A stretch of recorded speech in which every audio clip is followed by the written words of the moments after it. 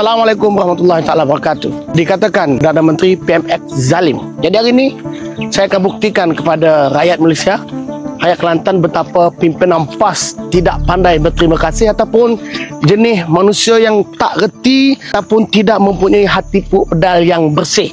Kelantan, walaupun beza pentadbirannya antara parti yang di Kelantan ada di bawah pentadbiran Perikatan Nasional yang didominasikan oleh PAS, tapi PMX meneruskan projek untuk kebaikan rakyat. Projek ini sebenarnya telah pun jadi impian rakyat Kelantan hampir 30 tahun. PMX meneruskan projek Kota Baru Pangkalan Cepa ke Palembang, di mana ianya satu pembangunan satu projek yang benar-benar memberi kebaikan manfaat kepada rakyat di tempat di Kota Baru. Tetapi mereka mengatakan bahawa PMX zalim. Hari ini kita tengok perkembangan projek ini dan kepada rakyat Kelantan. Tahukah anda, kelihatan mereka ini memperlihatkan seolah projek ini projek mereka. Tetapi secara faktanya Kerajaan Madani lah yang meneruskan projek ini. Jom kita tengok perkembangan projek jambatan Palembang ke Kota Baru ataupun Palembang ke Pangkalan Cepa.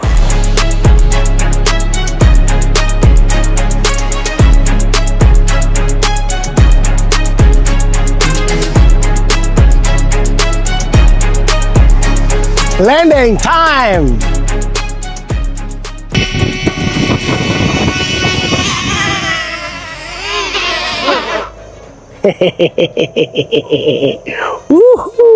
Okey. Sekali lagi saya nak maklumkan kepada rakyat Kelantan, kita dah tengok perkembangan projek-projek di mana projek ini antaranya 29 tahun rakyat Kelantan mendambakan satu jambatan ke kampung laut. Jadi alhamdulillah di bawah Kerajaan Madani, di bawah Yang Amat Berhormat Perdana Menteri Malaysia yang ke-10 PMX meneruskan projek ini. Tetapi pimpinan Perikatan Nasional PAS di Kelantan menyatakan bahawa Perdana Menteri zalim, turun Anwar. Mana kata mereka adalah pemimpin yang tak reti berterima kasih.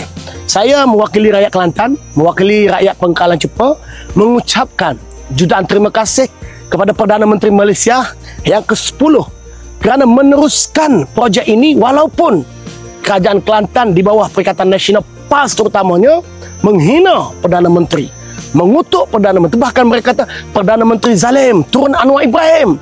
Tetapi nampaknya perbezaan politik, walaupun kata-kata jahat yang dilemparkan oleh pimpinan PAS tidak mengubah dibicara kebaikan yang ada pada Perdana Menteri.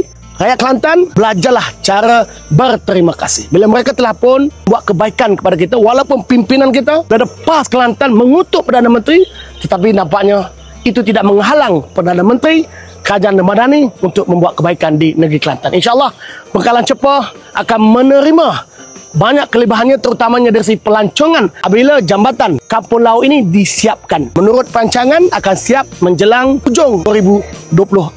Sama-sama kita doakan semoga projek ini berjalan lancar dan rakyat Kelantan hampir 30 tahun kita menunggu jambatan ini akhirnya dengan izin Allah SWT diteruskan oleh Kerajaan Madani. Walaupun tidak ada dalam manifesto, tapi apa saja kebaikan untuk rakyat, Kerajaan Madani akan teruskan. Terima kasih Kerajaan Madani.